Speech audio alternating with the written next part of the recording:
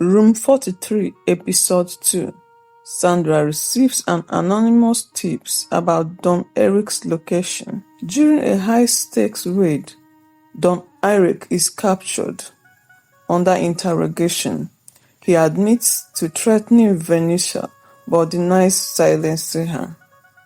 Don Eric, I only wanted to scare her off. Someone has finished the job. Greg recovers missing footage showing Kelvin re-entering room 43 after midnight. The footage contradicts Kelvin's earlier statement. Faced with the evidence, Kelvin breaks down and confesses. Kelvin speaking, she found out I was part of Don Eric's operation. She wanted to expose us. We argued. I didn't want to hurt her. Kelvin claims the scene was staged by Don Eric's men to cover their tracks.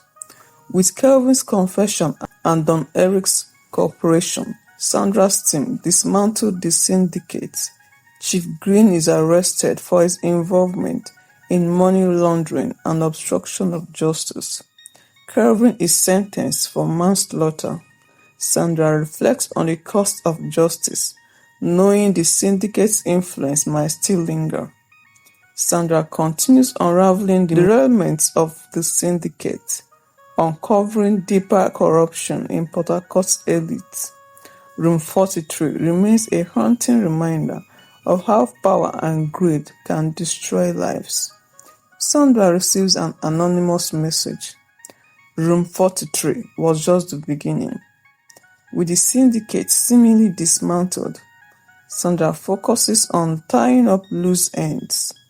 Vanessa's family demands answers, and Sandra meets with them to explain the investigation's findings.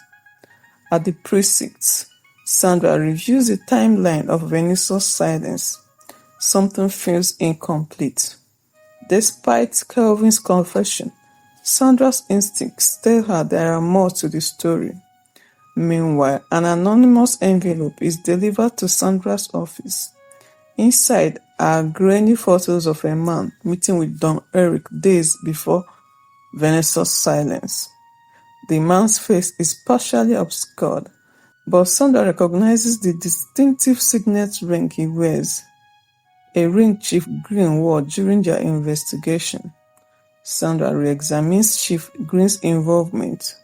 While he's in custody for money laundering, she begins to suspect he played a more direct role in Vanessa's silence. She interrogates Don Eric again. Son, you said you didn't silence Vanessa, but someone gave the order. Was it Green? Don Eric smacks. You think Green has the guts to get his hands dirty? He's just a puppet. Sandra asks, then who is pulling the strings? Don Eric leans forward. Detective. There is always someone bigger.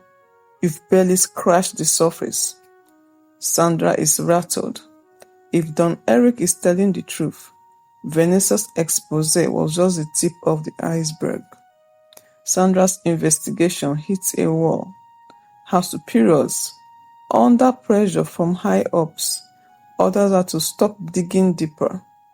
Frustrated, Sandra turns to Anita for help. Anita reveals a name Vanessa mentioned in her diary. Collins C.J. Johnson, a wealthy businessman known for his philanthropic work.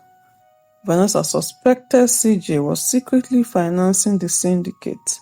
Sandra starts digging into C.J.'s background and discovers his name linked to offshore accounts and shell companies. Meanwhile, Sandra receives another anonymous call. Caller speaking. You're getting too close, Cole. Stop now, or you will end up like Vanessa.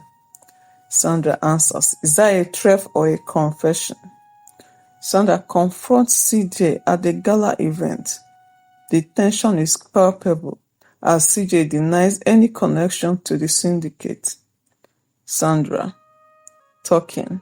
Funny, your name keeps popping up in all the wrong places.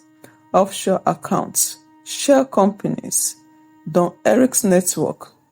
Should I keep going? CJ, smiling coldly. Detective, you should tread carefully.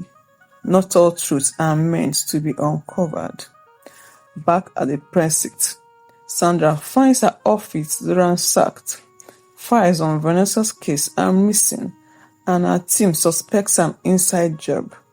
Sandra realizes the syndicate still has influence within the police force. Determined to bring the case to a close, Sandra arranges a sting operation to catch CJ red-handed. Posing as an informant, Anita lures CJ to a remote location under the guise of a deal. The operation is risky, but Sandra has no other choice. CJ arrives with armed guards, but Sandra and her team ambush them. After a tense standoff, CJ is arrested. During questioning, CJ smugly admits to orchestrating Vanessa's silence, claiming she was collateral damage in protecting his empire. CJ speaking. You think this changes anything, detective? I know that will take my place. People like me, we don't lose. Sandra said, maybe not today, but your time is up. With CJ's arrest, the syndicate's remaining members are exposed, and Sandra finally feels a semblance of peace for Vanessa. But his final message haunts her. Room 43 was just the beginning. As Sandra walks away from the precinct that night, her phone buzzes with a new anonymous message. Detective Cole, we are watching you. Sandra stares at the message, her resolve unshaken. The fight isn't over.